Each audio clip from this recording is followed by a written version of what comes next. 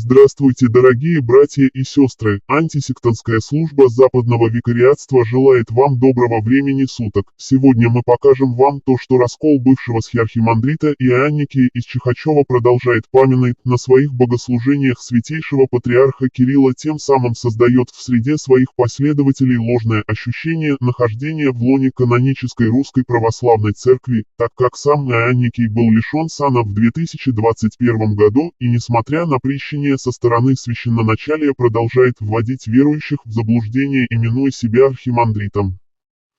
Единственное мирное житие, здравие и спасение, и во всем благое поспешение. Подашь, Господи, первосвятителю, святейшему патриарху Московскому и всея Руси, и Святой Троице Сергию Лавры, священно-архимандриту Кириллу, и сохрани его на многое лето.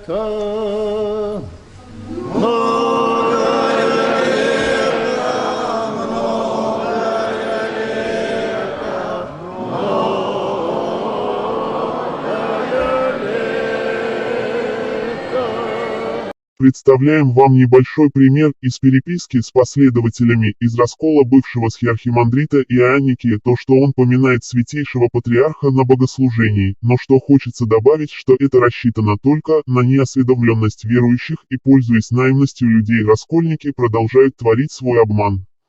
Что нам говорят канонические правила Святой Церкви о подчинении священника своему правящему архиерею, правила святых апостолов.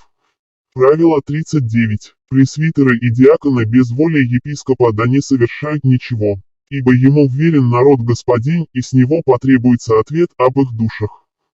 Определяем, чтобы священнослужители, священнодействующие или крещающие в молитвенных храминах, находящихся внутри домов, творили это не иначе, как по изволению местного епископа.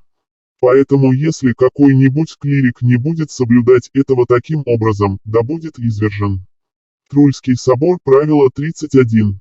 Святой и Вселенский Шестой собор подвергает извержению тех из клира, которые без соизволения епископа литургисают или крещают в молитвенных храминах, внутри дома находящихся, согласно с этим и мы определяем. Ибо тогда как Святая Церковь право правит слово истины, и оно и преподает, и защищает, и соблюдает честность жития, и поучает оной, неприлично и преступно было бы попустить живущим в безначалии и ненаказанности понырять в дома и разрушать благочиние Церкви, и исполнить оную многим смущением и соблазнами. Поэтому настоящий священный и богосодействуемый собор, согласно со Святым Вселенским Шестым собором, определил, да будут назначаемы литургисующие в молитвенных храминах, в доме находящихся, явно же есть, что назначение это дается им от епископа того места.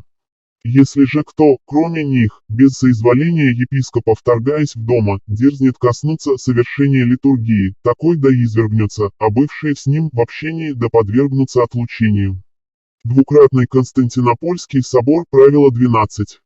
Давайте подведем итоги. Для того, чтобы вовлечь верующих в среду раскола, сами его представители не гнушаются ничем, чтобы могло ввести людей в заблуждение, и создают в отношении лидера впечатление о том, что он священник Русской Православной Церкви, рассчитывая на то, что никто это проверять не будет, и создавая бывшему схиархимандриту Иоанникию культ личности как великого старца, добиваются контроля над личностью и не слышат голоса Церкви, призывающего оставить пагубный грех раскола. Ну вот вас запретили в служении сейчас? Ну, запретили, но Господь не запретил. Я не подчиняюсь запрету этому и ихнему приказу. Ну, как венчал, так и буду венчать. Как крестил, так и буду крестить. И таинство будете делать? Буду все совершать. Так а чего? А если извергнут из сана? Ну, так пусть свергают, но Господь-то не свергает.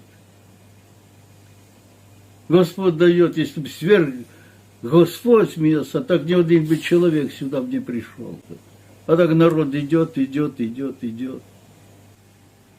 Батюшка, ну скажите, вот смотрите, есть епархия, есть священначалие, которое образует Русскую Православную Церковь. Ну да. Да?